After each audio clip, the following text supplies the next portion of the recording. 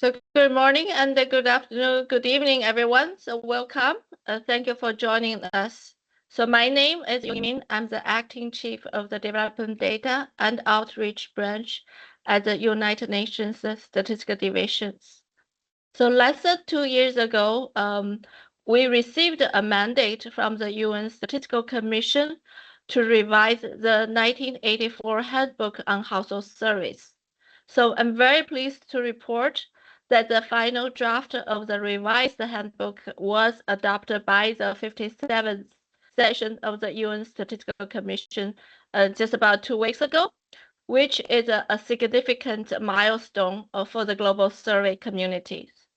So this achievement reflects the dedication of many colleagues and partners. So I would like to extend sincere thanks to Howie Chen, my colleagues at UNSD, and also the coordinator of the Intersecretary Working Group on Household Service, Charles Lau, the lead technical editor of the handbook, the members of the steering committee and the technical and dissemination committees, and the nearly 100 drafters and reviewers who contribute their expertise.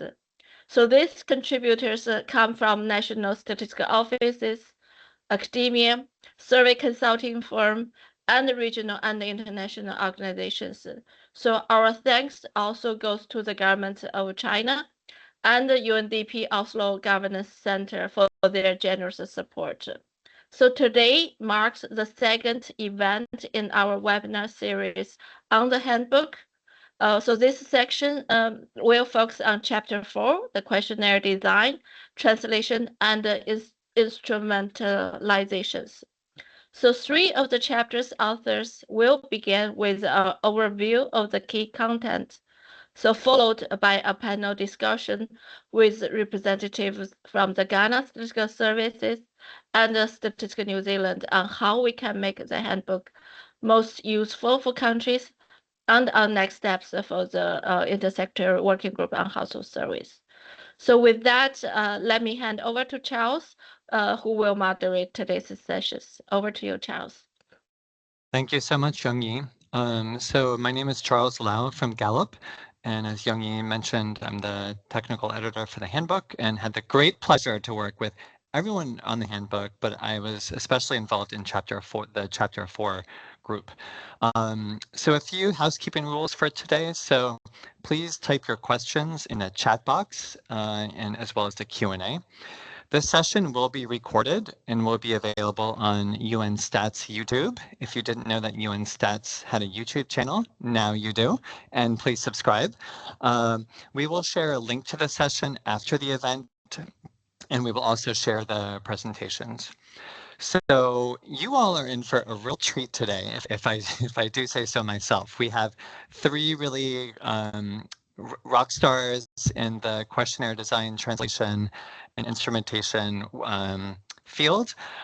So they'll each give about 10-minute presentation on the section of the chapters that they led. So first we have Julie de Jong, who's a senior methods consultant at de Jong Research Methods Consulting. So Julie is currently providing a consultation at the SNF Global Center at Childmind Institute.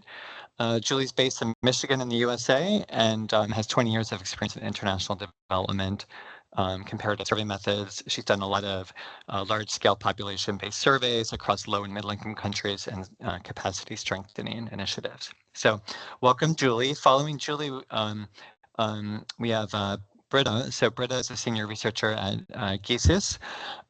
She specializes in the translation of questionnaires for cross-cultural surveys. She's been heading the translation for the European Social Survey since 2009, and she's a doctorate in translation studies. And I will leave you to guess which part of the webinar she will cover. But so thanks, Britta, for presenting. We also have Brian Kirchhoff, Senior Research Director at NORC at the University of Chicago. So Brian has 20 years of experience conducting household surveys, especially in conflict and post-conflict zones, and he's worked for in a ton of countries, I think over 40 countries, and worked for UN, World Bank, USAID, and various government agencies.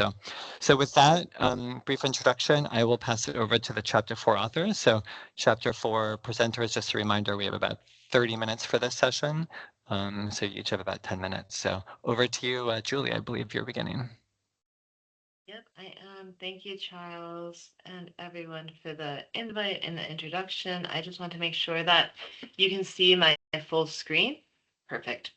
Okay, great. So thanks so much to the working group for inviting us to share the chapter today. As it was mentioned, it's a culmination of nearly 2 years of work, and we're really excited to be at this milestone. I'm going to be presenting with Brian and Britta, and then one of our other co-authors, Dr. Peter Pepper, will be serving as a discussant.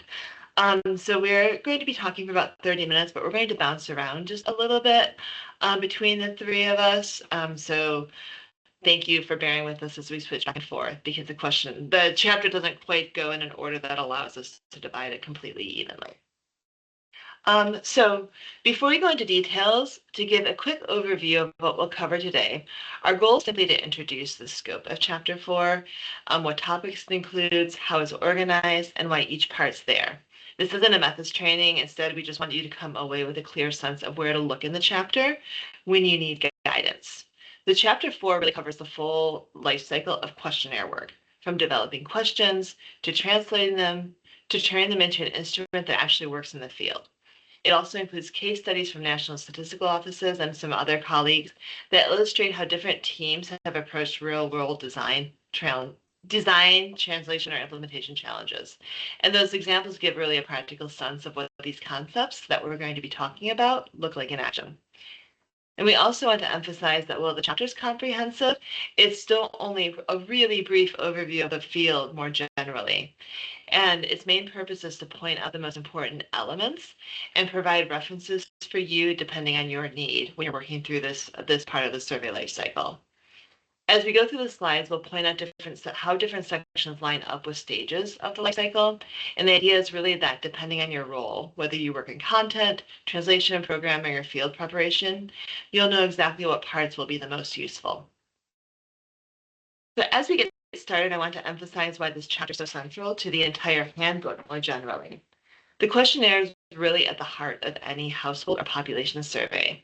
It's the tool that determines what data we collect, how respondents answer our questions, and ultimately the quality of the information that we produce. Even with strong sampling and excellent fieldwork, the data are only good as the questions that we ask. And we also highlight the design choices that we make, how we word questions, how we structure the interview, how we handle translation or mode differences can directly influence different types of error. So poorly designed items can introduce measurement error, where respondents misunderstand the questions or can't provide accurate answers. They can also contribute to representation error if certain groups are discouraged from participating or more likely to skip items. And of course, respondent burden plays a role as well. Long or confusing questionnaires can lead to fatigue and lower quality data. Finally, this chapter is grounded in established quality frameworks, including the Total Survey Error Framework and the UN National Quality Assurances Frameworks, which emphasize relevance, accuracy, clarity, and comparability. Our goal in this chapter is to show how good questionnaire design, translation, and instrumentation support these principles across the full survey lifecycle. When you look at chapter 4, it seems quite long, and it is. It's one of the longer chapters of the handbook, but you'll see that the structure follows the same path that a real questionnaire follows as it moves from an initial idea to a fully functioning survey instrument. We start with the foundations and frameworks because those give us the concepts that we need to think clearly about error and respondent experience. From there, the chapter moves into developing the actual content, how we decide what questions we need, and how to shape them so they work well across different populations. Once we have content, the chapter gives some design guidance for both paper and digital modes. The next two sections focus on translation and on evaluation and testing. These are really about strengthening the instrument, making sure it works in multiple languages, and that we've identified any problems as much as possible before fieldwork begins. The chapter then zooms out to the broader systems that we use, how to choose a data collection platform, how to program and test the instrument so it behaves correctly across devices and modes. And finally, it closes with look ahead.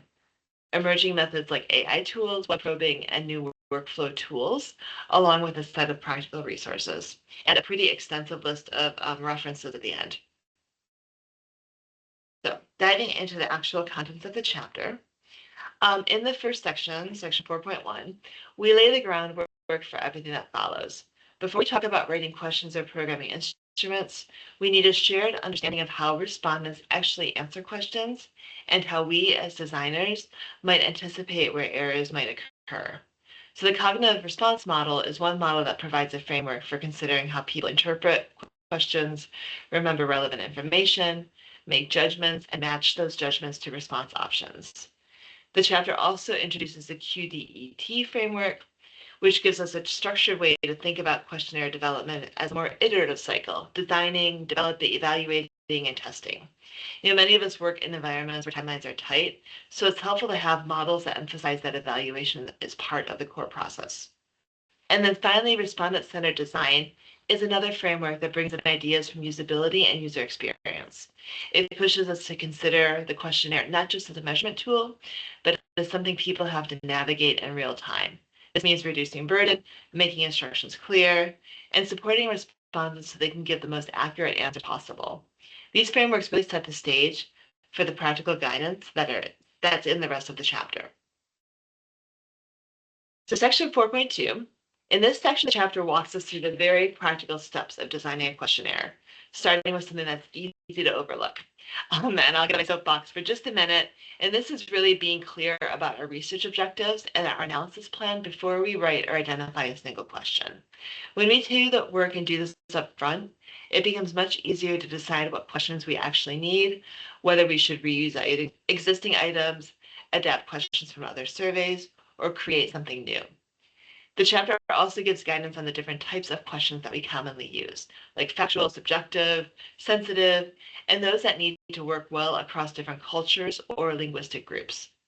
The section also highlights the kind of issues we should keep in mind, like choosing appropriate recall periods or keeping respondent burden manageable.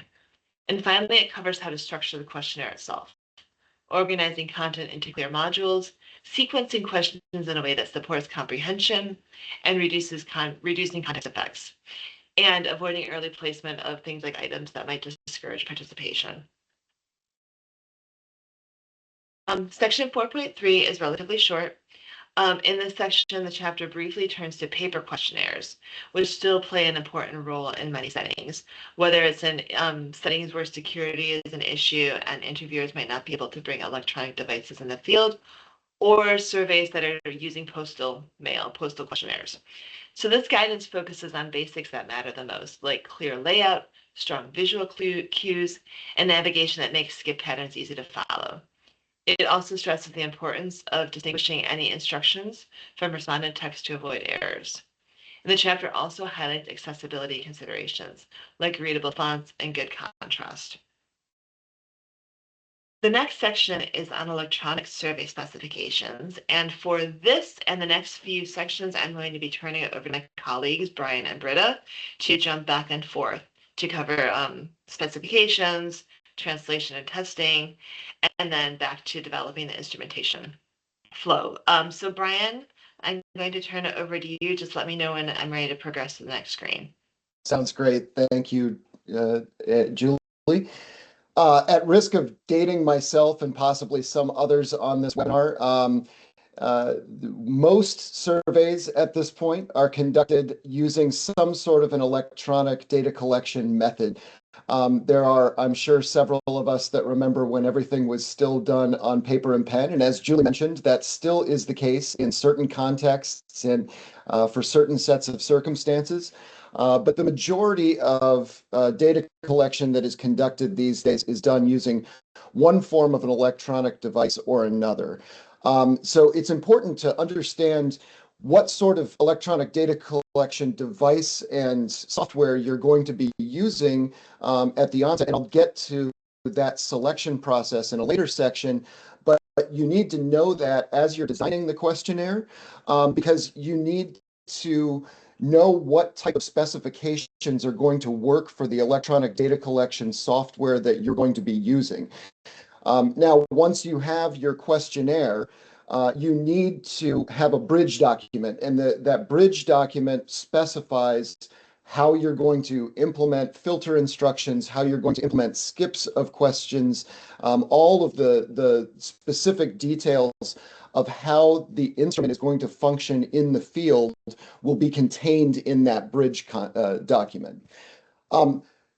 This is also the point where you are often going to be developing a crosswalk here, where variable names, response codes, your logic, your validations, how your pre-fills, all of those things will be contained in that bridge document. And there's going to be a method for being able to keep all of that in an orderly context that you need to develop in conjunction with developing the survey questionnaire while you're preparing it for programming into an electronic data capture software. It's important that you do these at the same time because as you're starting to understand the logic of what needs to be in the content of the questionnaire and which questions are skipped, which questions are filtered, you need to develop the coding and the instructions for that in conjunction with developing the questionnaire itself, so that when it does come time to program, your programmer knows exactly what it is that they need to be putting into the data collection software in order to make it all function correctly.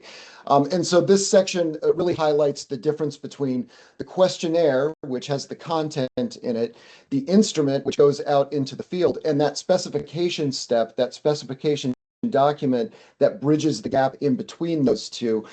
This explains the importance of that and how to operationalize that for your data collection project.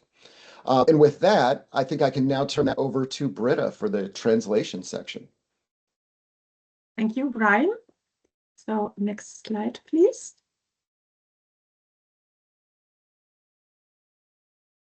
Okay, thank you. Yes, so questionnaire translation.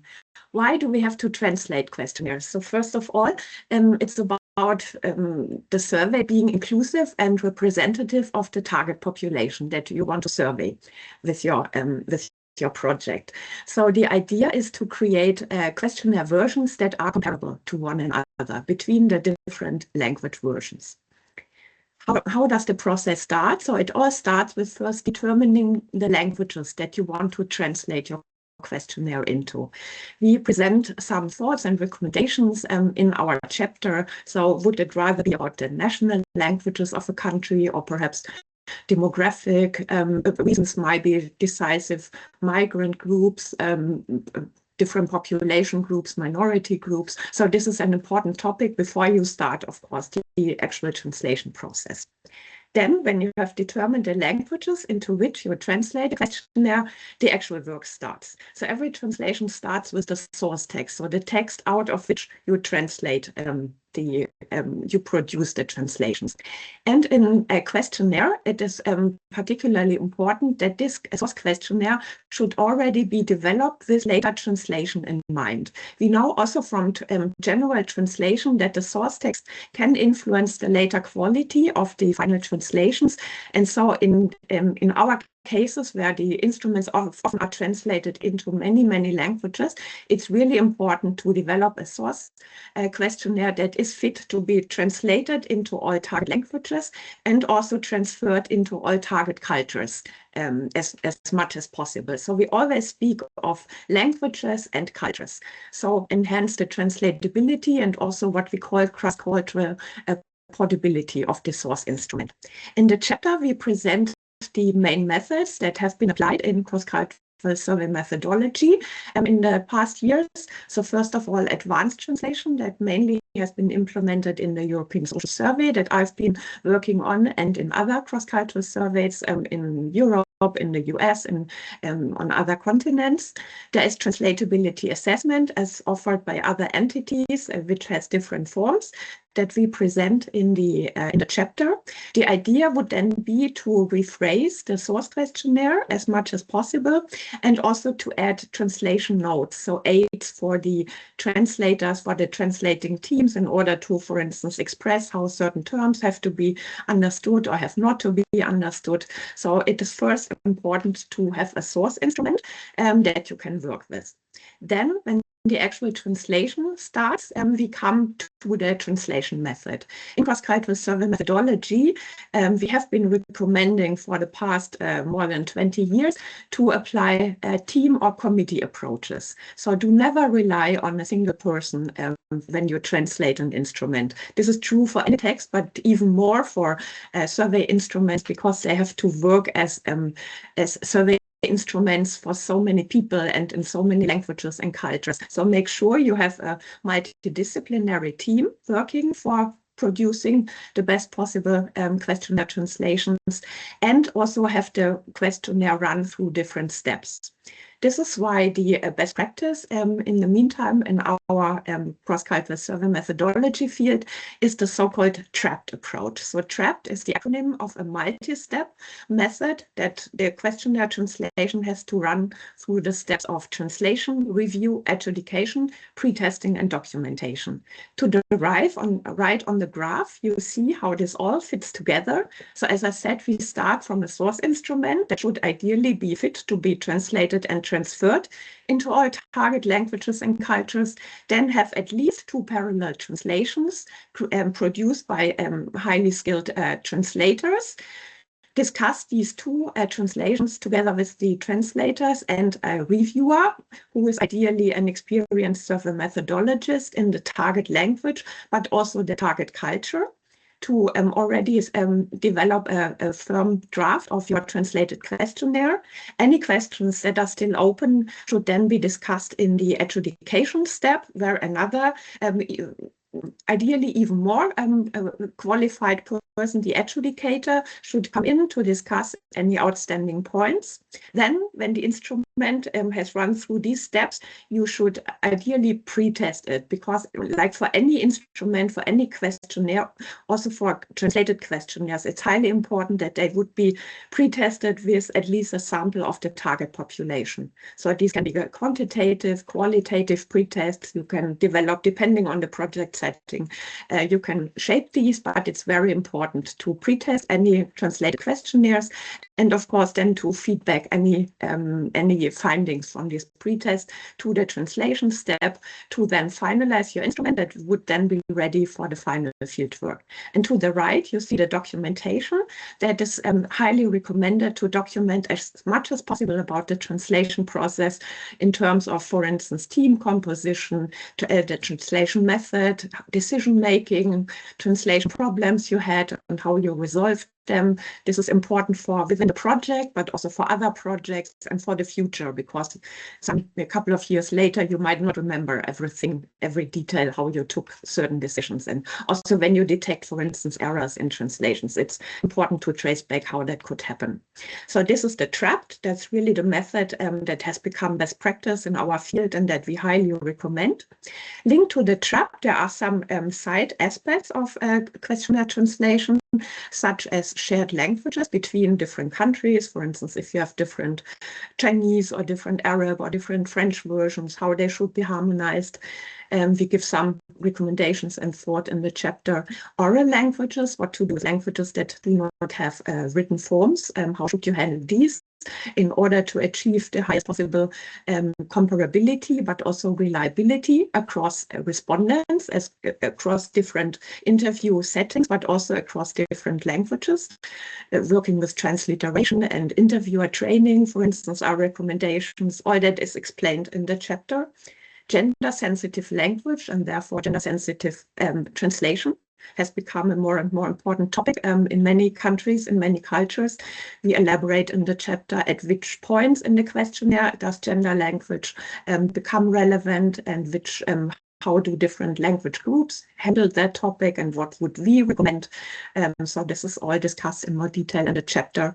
Then we give some recommendations about how you might select a translation team members for the different roles that I mentioned: translator, reviewer, adjudicator, where to look out and how to be sure that people are really qualified for your team.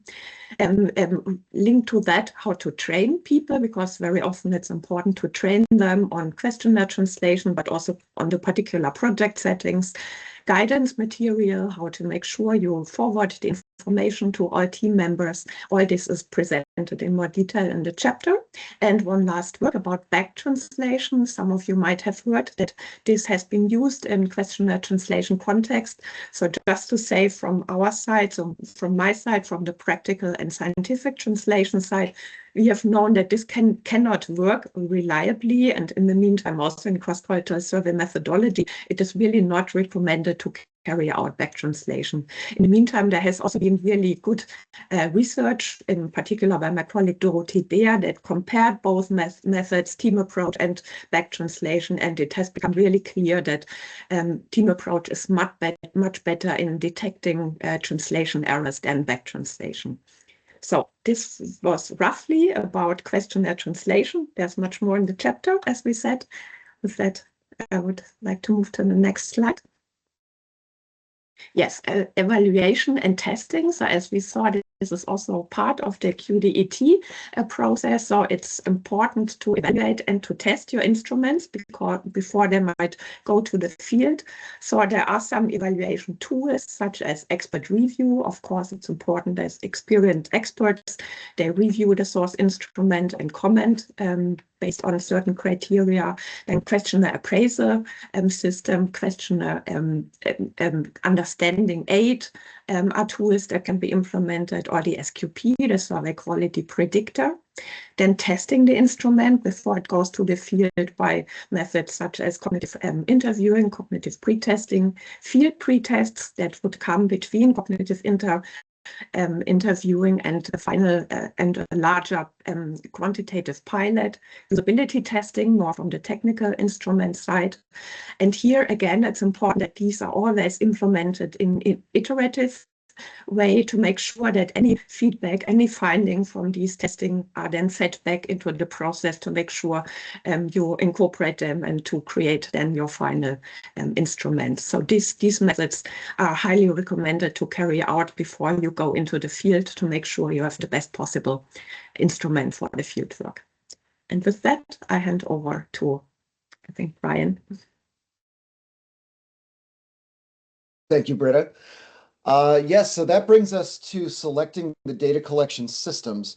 Now, even though this is coming later in the chapter, this is a step that should be taken much earlier in the process. You should know what type of data collection system you're going to be using and what type of mode you're going to be fielding the survey in before you have started designing the questionnaire.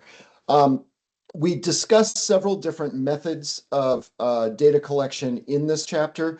CAPI, CADI, and COWI are three of the most common these days. They all stand for computer-assisted personal, telephone, or web interviewing, and they all have different system requirements. Sometimes you may find yourself in the need of doing a mixed mode survey approach. Sometimes you may be blending a web survey along with a telephone survey. You may have an in-person CAPI survey that starts and then you do follow-up surveys by either web or telephone. You can blend and mix these methodologies in different ways. There's considerations that need to be taken into account when you do those sort of blending and mixed methods, but you should have a clear idea of what methods you're going to be using as you get started on the project itself. Once you have made the determination of the method that you're going to use, then you can start making decisions on which software you're going to use. There's some softwares that are out there that are only going to work in one method. So there's some softwares that are only computer-assisted telephone interviewing technology software, and that's going to limit you to, we know that we're going to be using this method, that's going to be the type of software that we're going to use. More and more software companies are developing tools that host multiple methods within one software.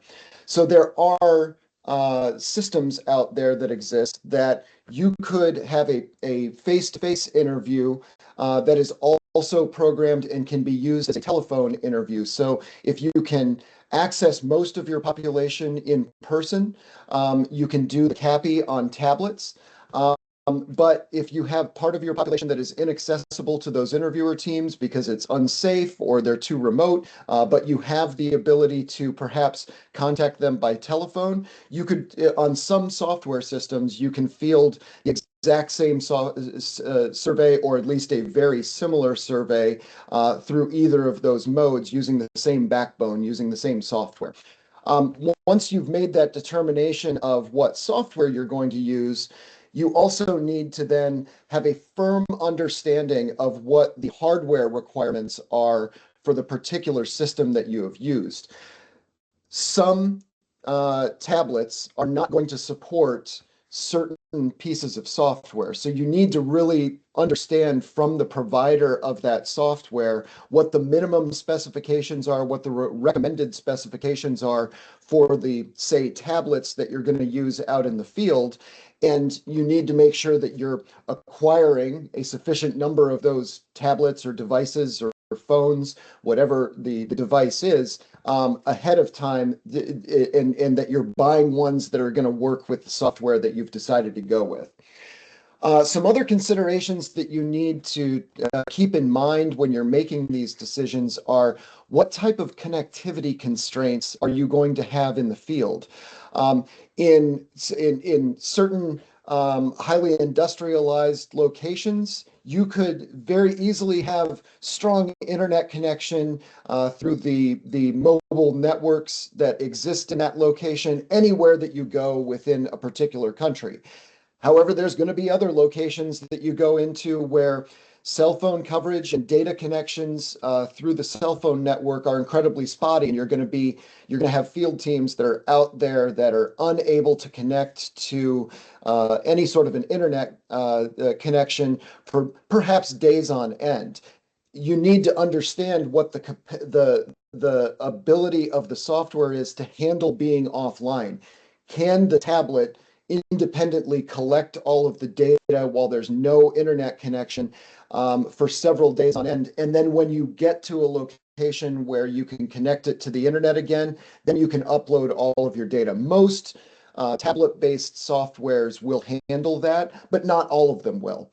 So you need to understand what those requirements are and how to do that before you make the decision on which software you're going to use. And then the final consideration that we discuss in this part of the chapter is security. There's a number of security protocols that are built into every system that you're going to look into purchasing. They should all have some form of encryption. Ideally, they will have the ability to remotely wipe a lost or stolen tablet so that you can get rid of the PII, the personally identifiable information that might be on that tablet. You can remotely remove that from the tablet if you lose possession of it. Making sure that you have good password protocols in place. You want to both understand what the security options are available to you, and then also understand how you're going to implement those with your particular data collection that you're undertaking. All right, next slide, please. And now we're going to talk about testing again. As Britta pointed out, there's multiple stages, there's multiple points in these stages where we want to test. And this final testing that we do is after it's been programmed, after it's been translated, after everything has been done on the back end to prepare the survey instrument, you're going to want to try to break it one final time. So as you're programming it, it's a sort of a phased approach with most softwares that are available in programming. You have the skeleton, the basics of all of the questions that you need to get programmed in there. And then you build on a layer of the logic, the skip filters, all of the instructions that you developed in that bridge document that we discussed earlier. The programming in the logic is coming from that bridge document, from those survey specifications that you developed as you were developing the questionnaire. Most softwares have you program the instrument into your primary language first, and then backfill in with all of the translations that you have conducted. And so you need to understand how your software system handles those translations. A lot of times it's just all of the translated questions are in a spreadsheet, an Excel sheet, and those get uploaded into the survey software so that each one of the questions that you have has the translated version for as many different translations as you're going to offer the survey in. And then advanced features. If you're doing any sort of complicated tests, there's the software that is available now can handle a lot of different experimental designs, a lot of different tricks and tools that you can implement there. You need to understand what is available to you and what you actually need in your particular survey. And then you're going to test it. You're going to, everything needs to be tested one final time after it's been programmed to make sure that every different scenario that you're going to throw at it, that the survey is going to work. This is where I always tell the people that are helping me test instruments that your job is to do everything you can to try to break this and show us where it's broken, and then we go back in, fix it, and then test that same process, that same question, that same filter, that same skip instruction over and over and over again.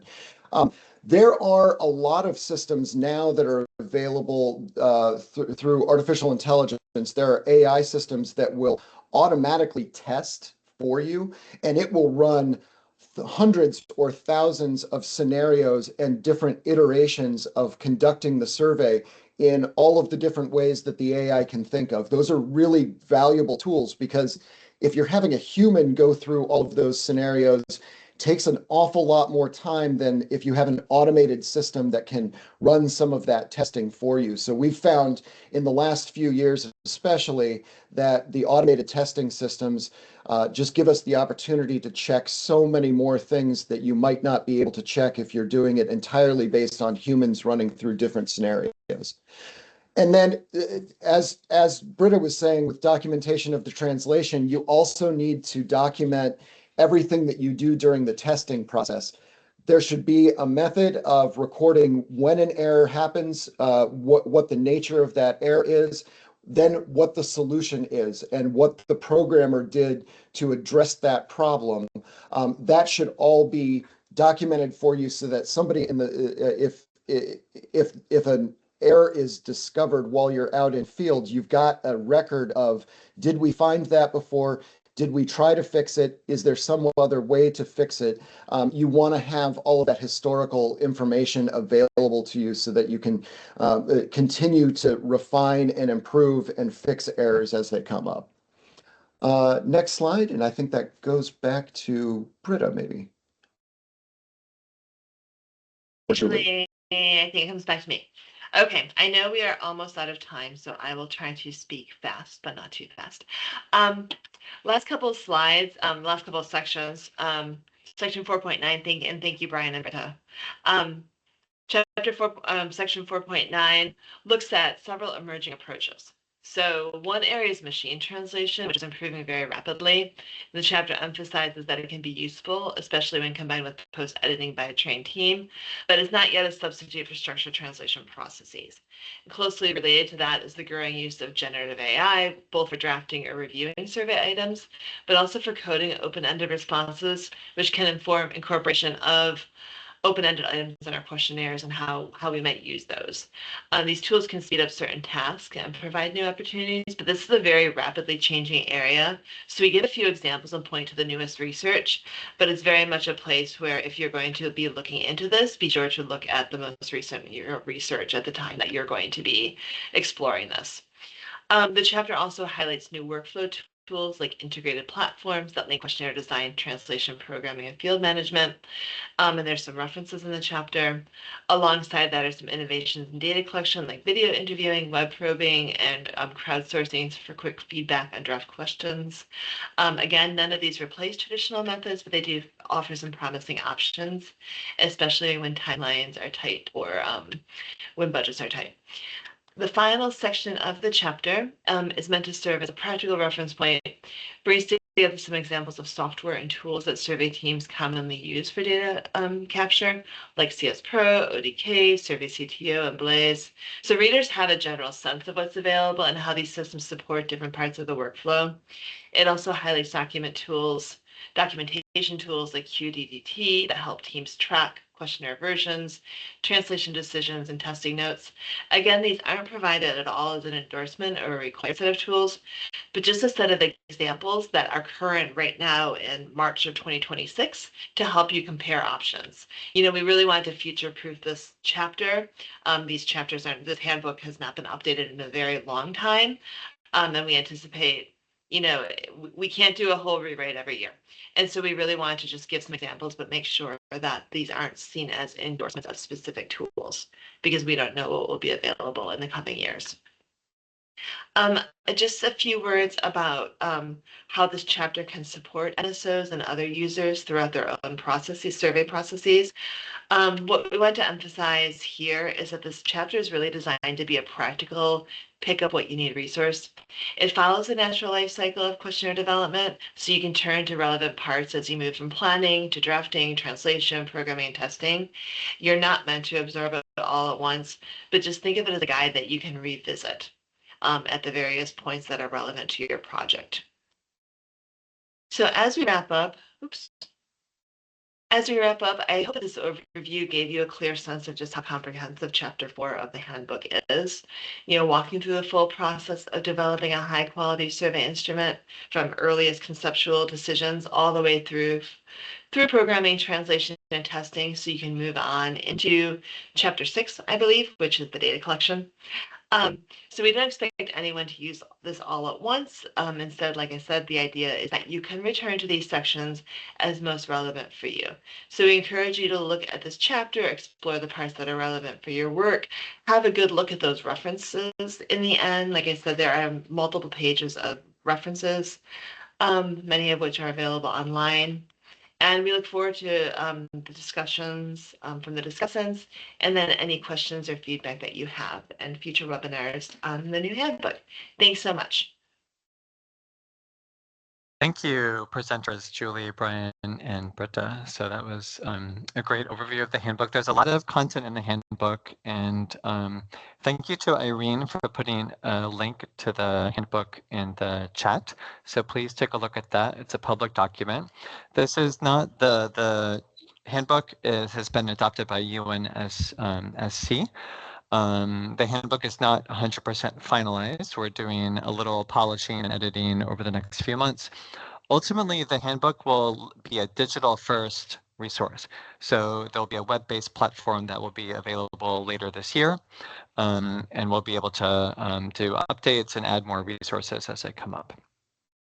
So having described what the handbook is, now we want to turn to a panel discussion with two really fantastic panelists from Ghana and New Zealand. So I wanted to introduce them now. So Dr. Peter Pepra is a chief statistician with the Ghana Statistical Service. He has 30 years of experience with statistics and survey work. He's done, I think, about 25 or more than 25 national surveys in Ghana. He's led aspects of census operations in Ghana, but also the Gambia, so he has an international view. Peter, thanks for joining us. In addition to Peter, we have Sharon Snellgrove from Stats New Zealand. And I wanted to give Sharon a special thank you because it is the middle of the night. You might be able to see, if you can see Sharon's video, it's dark outside. So thank you again, Sharon, for spending your nighttime hours with us. We appreciate it. So Sharon is a senior manager for survey methods support and design. She's worked at Stats New Zealand for 18 years and has specialized in a number of things, but especially labor force surveys. So she led the redevelopment of the household labor force survey and provides methodological support for household and business surveys too. So, the primary audience of the handbook are national statistical offices, right? So Peter and Sharon and others at national statistical offices, this handbook is for you in particular. The handbook is oriented to anyone who's doing surveys, but it's especially geared to NSOs. So we have about 20-25 minutes for this panel discussion. So I'll ask a few questions for Peter and Sharon. We'll go kind of for each of you for each question. And then depending on time, we might have time for the other presenters to jump in. And then after this panel discussion, we'll open the floor to everyone to ask questions. Again, if you have questions at any time, please just put it in the Q&A. We will largely go in chronological order of when attendees input questions in the Q&A. So if you have a question, don't wait, just put it in there. So let me go to Peter and Sharon. So the first question I have is really about impact. So from your country's perspective, where do you see the guidance in this chapter or handbook actually influencing practices, right, on a day-to-day level at your organization? So Peter, let me start with you.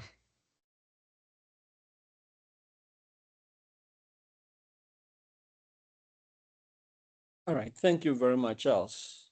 And thank you, Julia, Brian, and Britta for providing the intro in the form of a summary of about 68-page document as the chapter 4 contains.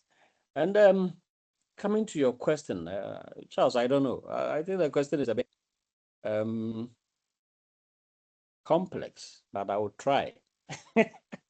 You know, this document is a revised version of what has been in existence for the past 40 years.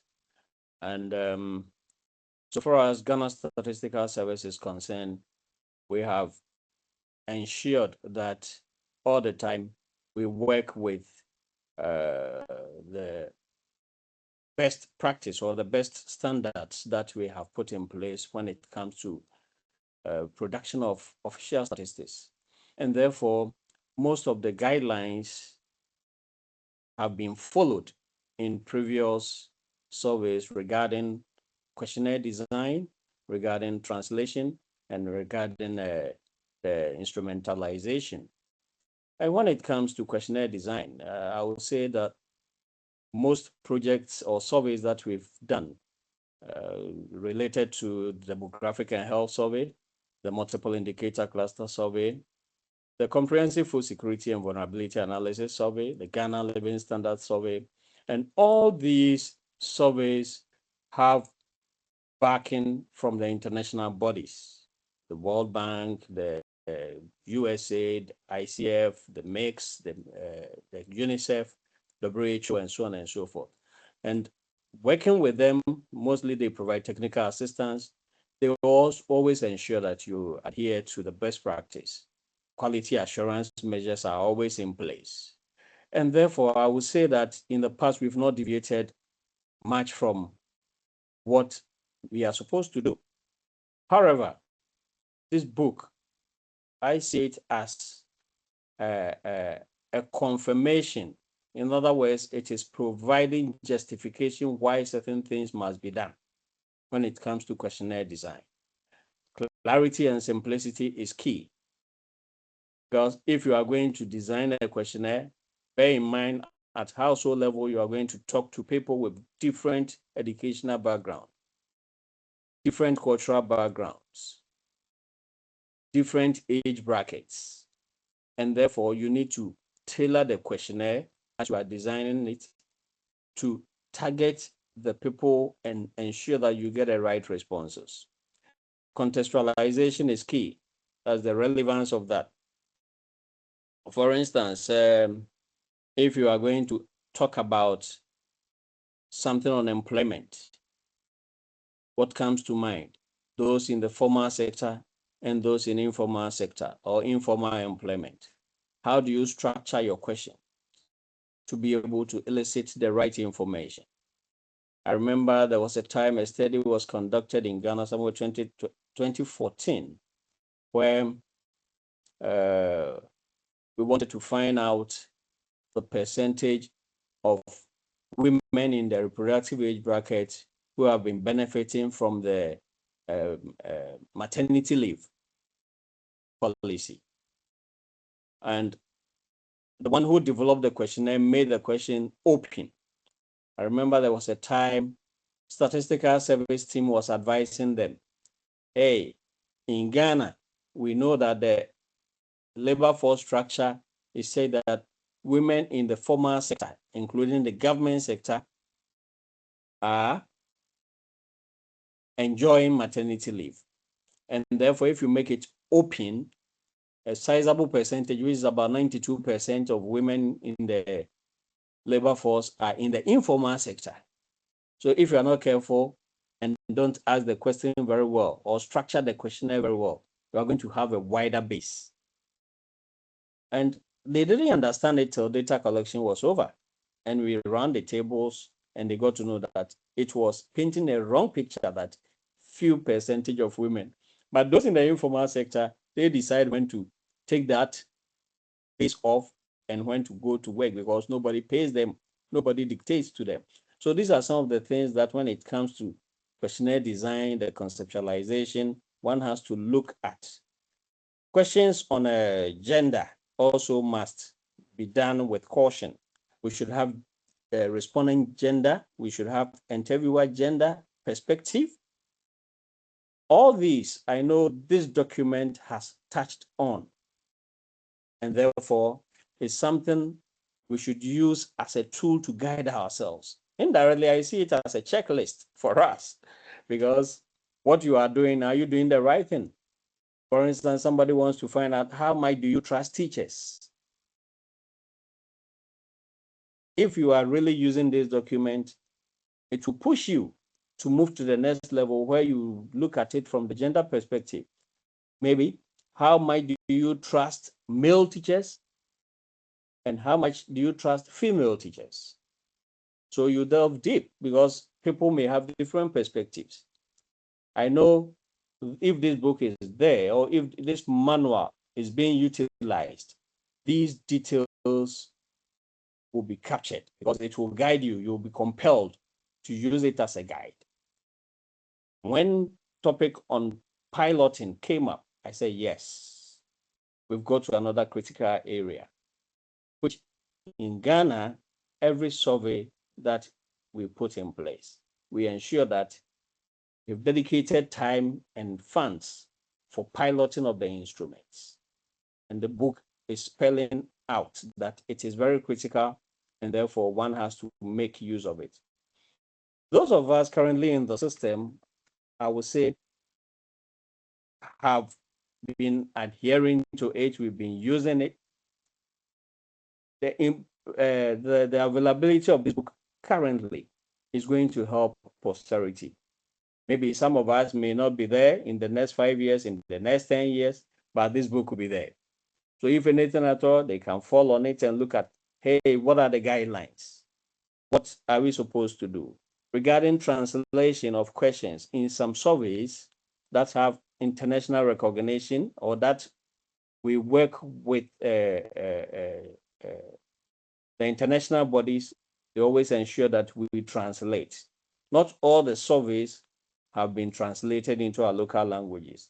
The challenge we have is we have about 80 local languages in Ghana, but we've been translating our questionnaires to 4 major ones. For instance, the Twi language is being spoken by almost 80% of the population, or understood by that. So it plays a key role. However, when you get deep into some of the districts, the languages change. I remember 2023, we carried out a Feed the Future survey in the northern part of the country, where we were compelled to translate the questionnaire into other languages which have not been regularly used. You hear of Dagari, Dagbani, Kusa, and Likbakwani. These are new areas that, but in doing that, we use the translation protocols, the trap that Britta spoke about. Whatever that was translated was reviewed.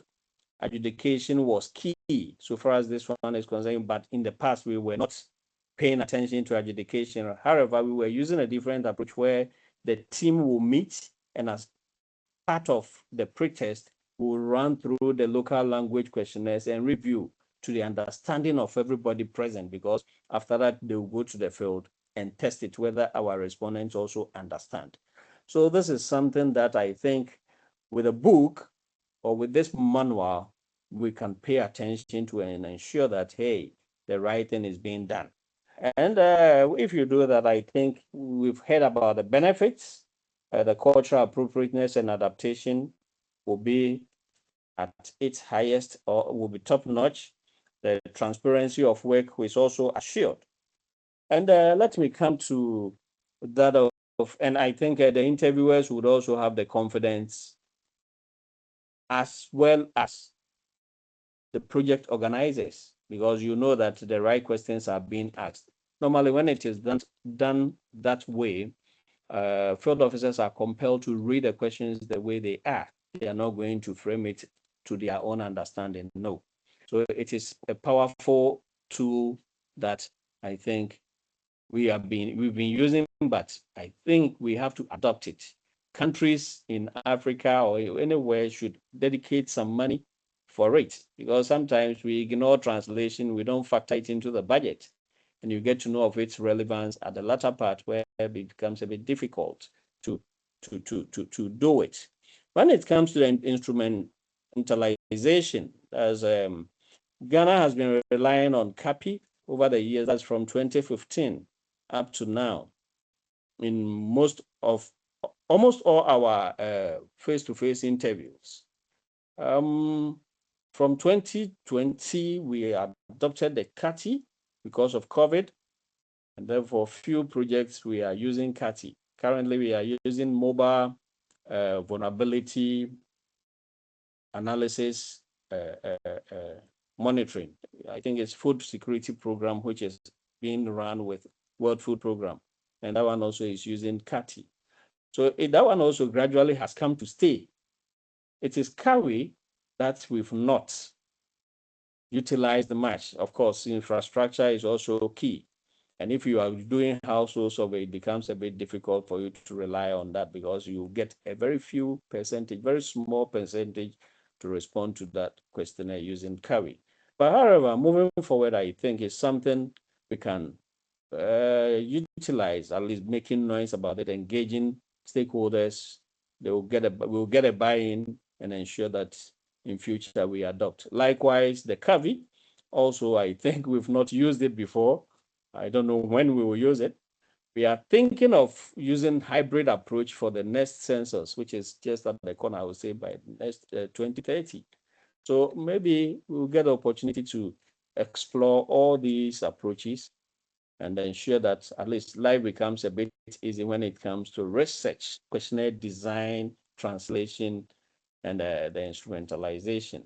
So I'll pause here, Charles, for Sharon also to come in. Thank you. Thank you so much, Peter. 2030 will be here before we know it. I tell you. So excited to hear what those preparations are like. So Sharon, over to you. Where do you see the biggest kind of impact in your organization of this chapter? So thank you, Charles. And yeah, I feel quite the novice compared to all the other esteemed presenters and fellow discussants, and I've leaned quite heavily on my experts to make sure I'm representing our area fairly. I think for the first 5 years I was at our organisation, I was in business surveys, then I saw some of the light and moved over to the household surveys. I've been there for 18 years now. From our perspective, I think where we see the guidance in chapter 4, and I'm going to be reading a lot here because I don't think very well at this time of night, so just chucking that one out there. So yeah, where we see the guidance, we go, there's a bit of a trite answer about there's a lot of information in there. And hopefully improving our survey practices, because there's the wealth of information that we can review our current processes and practices against. But I think we can be assessing where our current application of what we're calling best practice and see what should be updated potentially or tweaked. I think it's also going to be a really useful tool to help communicate to others who we regularly have conversations with, who think that surely writing questions is something anyone can do. What takes you so long? So we're like, well, here's it's like making bread. There's a short recipe, but some of these things take quite a lot of time in there to actually get that there right. Otherwise, you're going to end up with a stone that isn't actually as functional as you were expecting. So, sorry, sidetrack. More seriously though, I think it's a great chapter, great document for new staff members and for current staff to use as part of ongoing learning, and to make sure we're consistently applying international frameworks so we can use that information for our stakeholders and our customers as well. So we can clearly understand and we can communicate where we're making trade-offs, particularly at that design and build frontier, and when we're developing or redeveloping questions or surveys with someone who's not gone through the process before, because quite often that's where we are. Mostly we're talking with people who this is a new thing for them. So having some clearly laid out steps is really quite a useful thing there. So we don't have to go, here's something we have to create. We go, here's something created, previously by some people who are not just us. This is an international thing. I think for us, reminding people of the importance of all of the testing that is going to be needed to go into the built questionnaire, and how much time needs to be dedicated to that. That's something that's we've been through quite regularly, and it's quite close to me. This end of the process, it can struggle to get attention or resource it really needs. And I've found that people, whether interviewers or respondents, have an amazing capacity to find the thing you didn't test for and break or not so gently bend the questionnaire. So to reduce any of those issues live in the field, because updating a questionnaire live in the field is a nightmare that none of us wants to go through. So spending effort there is critical, and I think especially important in any longitudinal survey with dependent data that's going to be brought through from previous interviews to maintain the privacy of the respondents. Another key thing for us is around translation and cultural considerations. So clearly it's not as big an issue for us as some of the cross-national surveys across Europe and other countries, given that we're mostly monolingual in New Zealand. English is by far the most prominent language, but we still have Māori and New Zealand Sign as our official other languages as well. We don't translate all of our surveys, but some of them we do. And we're looking to move into co-design for some questions and concepts with our iwi colleagues. So as we work through what that means and what it looks like, this chapter is going to be really, really helpful to support our mutual efforts there. I think also our stepping back and where we just do translation rather than co-design, I'm pretty confident here. I don't think our approach is as rigorous as is in this chapter.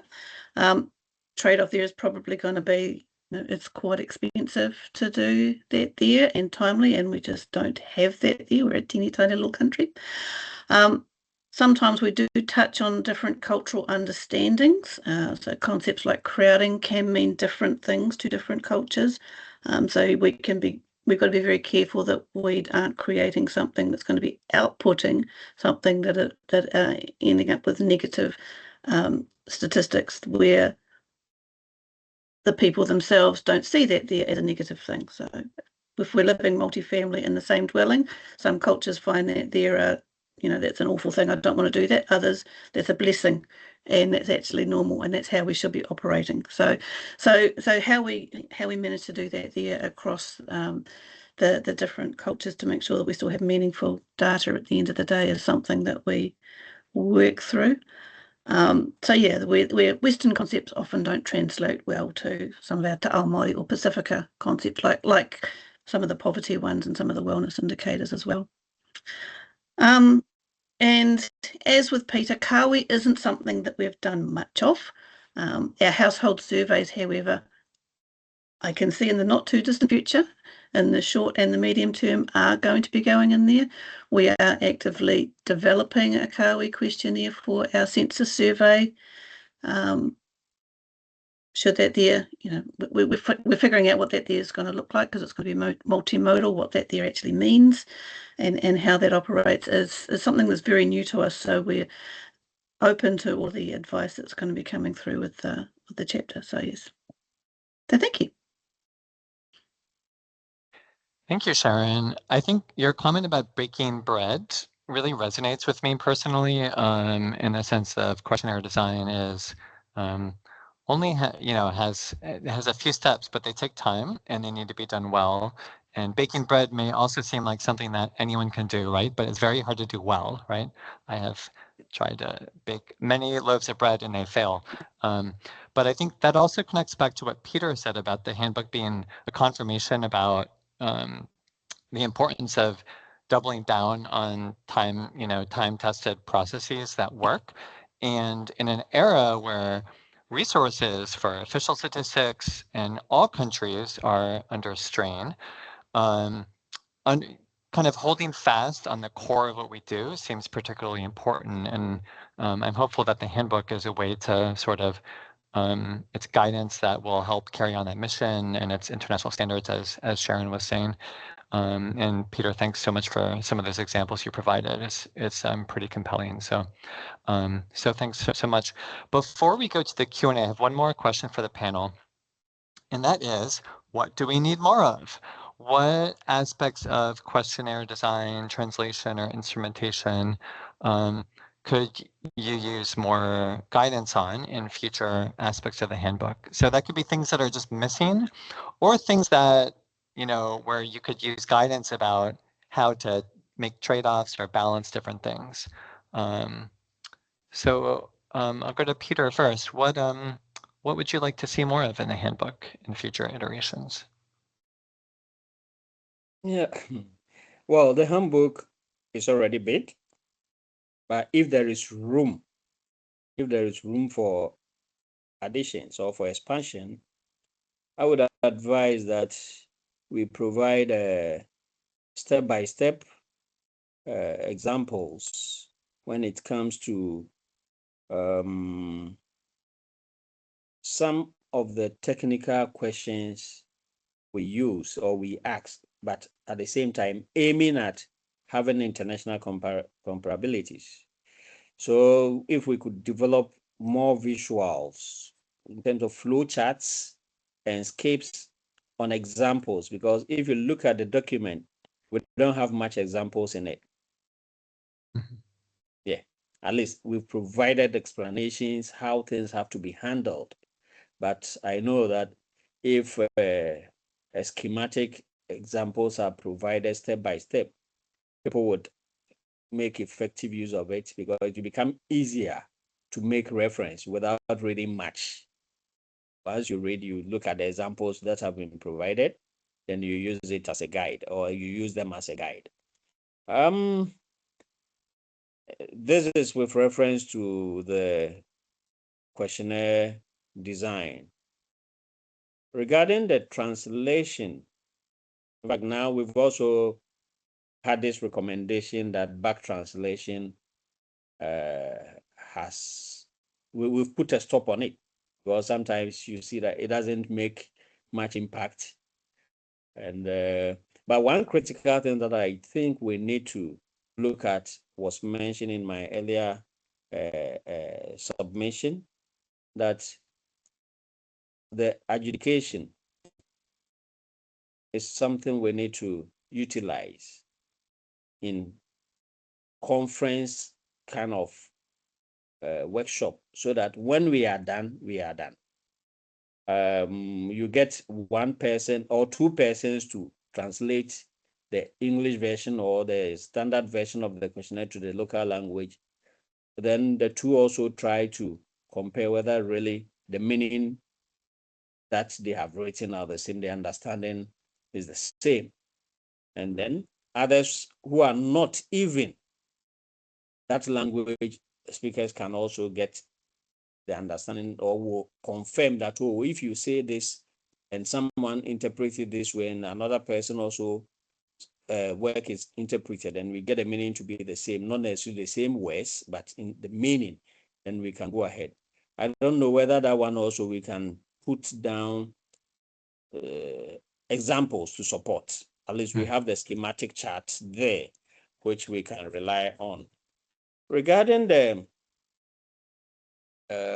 instrumentalization, I know that we have introduced so many checks, error checks in it. From the presentation, we got to know that, and it's in the book. I don't know whether we can also have a dummy example for people to pay attention to.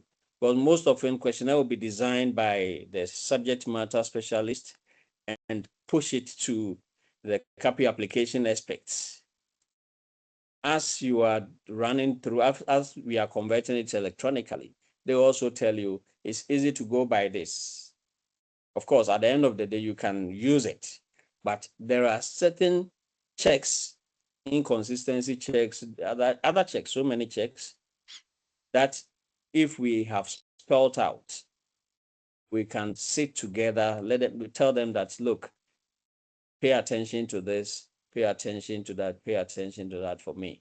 Because at the end of the day, mostly the questionnaire design expert, who is a subject matter specialist, knows why certain questions are being asked in a particular way and where it is located, because one has to come before the other. So basically what I would just want to put out there is we must ensure that at least we have more examples regarding the practical components that we want to put out there to users. Thank you. Thanks so much, Peter. I agree, it makes sense. Sometimes you can absorb more through examples and to see it. So great feedback. Sharon, over to you. How could we enhance this chapter in the future? And I would absolutely support Peter with the examples. I think that there is something that we often have difficulty with translating what the words are to what it actually, but for example, this is what that there looks like. So for us, time is often very limited to do developments and redevelopments. So some practical discussion on the trade-offs can be useful.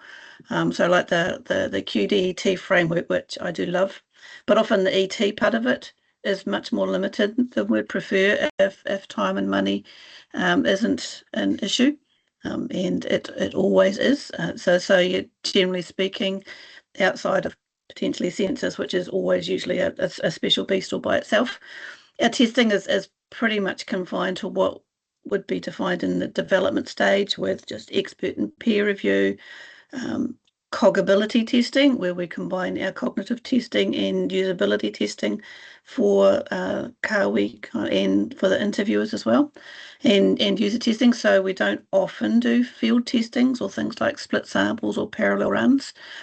So balancing those development trade-offs is a reality that we all need to manage, and particularly when there's redevelopment and there's time series that need to get managed, how to be able to know when the line is, I think, of where fit for purpose looks like, could be quite useful. I think too, we've had in the past some questions that could have been designed a little easier for the respondent, but that would have made the back end much more complex and difficult to maintain ongoing. So understanding where the balancing between that simplicity and complexity is, I think you're discussing that there across all parties involved in building the questionnaire and the resulting processing systems. So making sure that we're not doing something in isolation of the downstream impacts. So a bit more emphasis, I thought, on the interaction between both the developers of the topic specs and the designers of the questions for some of that pragmatic stuff that needs to get done there, and the interaction between the questionnaire designers and the programmers. So there's that degree of discussion between all of them to agree where the trade-offs are actually going to be, to make sure that we can still have a fit for purpose questionnaire at the end of the day. As my my expert said, the questionnaire designers mightn't be responsible for the beginning, like the research objectives or the output requirements and the topic specifications, but the end and the end, they might not be responsible for the programming of it, but there's definitely a degree of involvement in both directions, so they've got their fingers in all of the pies. So I'm not the only one who uses a lot of baking metaphors in that area, so there we go there. So yeah, and I think a final thing from us too is mixed mode surveys and relative mode effects, and more specifically introducing Kawi as a mode both into new surveys and into current surveys with significant time series is likely to be more and more of a thing. So perhaps a little bit more guidance there can be useful, particularly when talking about potential uni mode, opti mode. How do you design across all of the different things? Yeah, I think those are the that's the feedback that I've got from my team. So yeah, that's a very long way of saying what Peter said. More examples about things. Okay.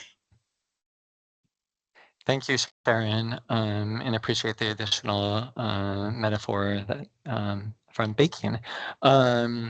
So thanks. This is great feedback from both Peter and Sharon. So we have about 13 minutes left in the webinar. There is a million things that we could talk about, but let's go to some questions that were submitted. I'll start with Louisa had a question for Britta about translation. And the question is, would you recommend having an independent pretest only for the translation? Or could this pretest be included in a wider cognitive testing plan? And if I could add kind of another part of that, I think this goes to Sharon's question about sort of like, there are so many testing and evaluation methods. How, in an era of scarce resources, how should countries make sense of where they get the most value out of all these testing approaches? We would love to, everyone would love to do all these things with a limited cost and, you know, budget and time. But Britta, maybe you can answer this question specifically, but also in the context of how do countries make these trade-offs and prioritizations? If you have any thoughts on that. Yeah, thank you very much for the question. This is very interesting. And also about the comment about trade-offs that Sharon mentioned. As you say, I think they are in a way linked. From what I know, mainly from my main project, so these pre-testing that we do of the translated instruments would be combined with a large quantitative testing.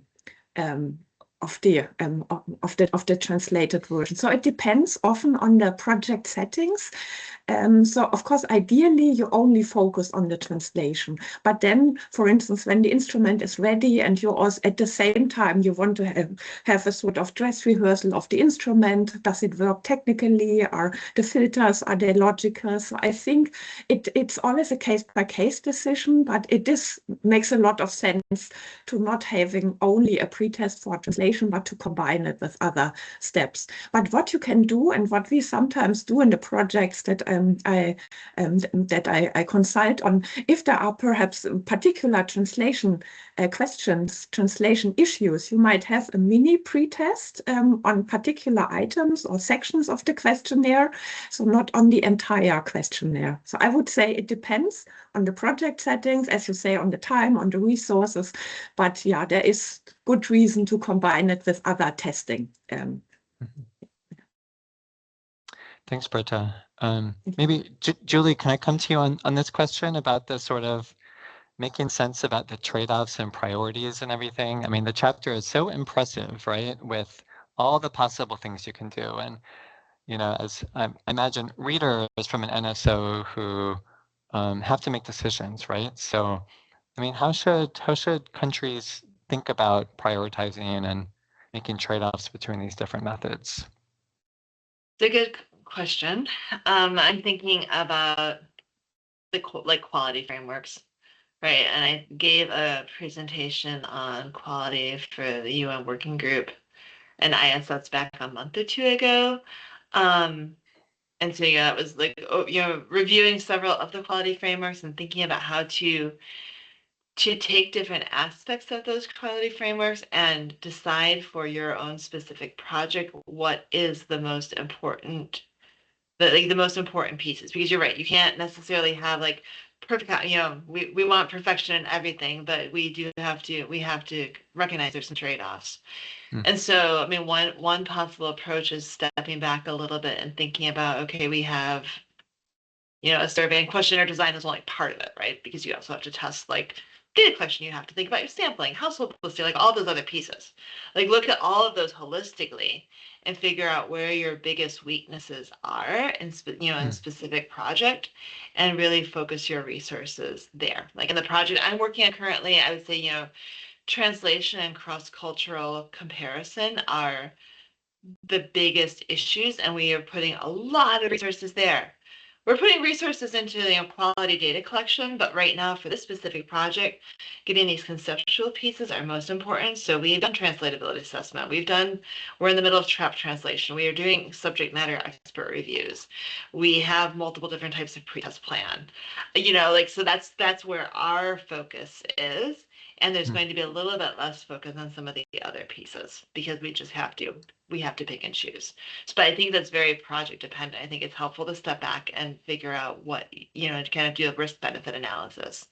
Certainly, if you've done other projects in the past that are kind of similar, I've also done, larger quality assessments for projects, actually with Britta some years ago. And I found that to be a really helpful exercise because we reviewed a large cross-national survey and really looked at the areas where they had the biggest weaknesses and helped write, a SWOT assessment to inform them when they do the next round of their survey where they really need to put their resources the next time. So if you have some historical background to look at, that's helpful. Thanks, Julie. I think that's really helpful feedback. So number one, going back to the basics, going back to the frameworks, right, to help guide you, and then trying to figure out where you're weak and then prioritizing in those places, or where the biggest challenge could be for your project. So that's helpful. Thanks. I wanted to acknowledge there's one question in the Q&A about preloading employment status. So I think that's a good point. We can look at that after as we edit.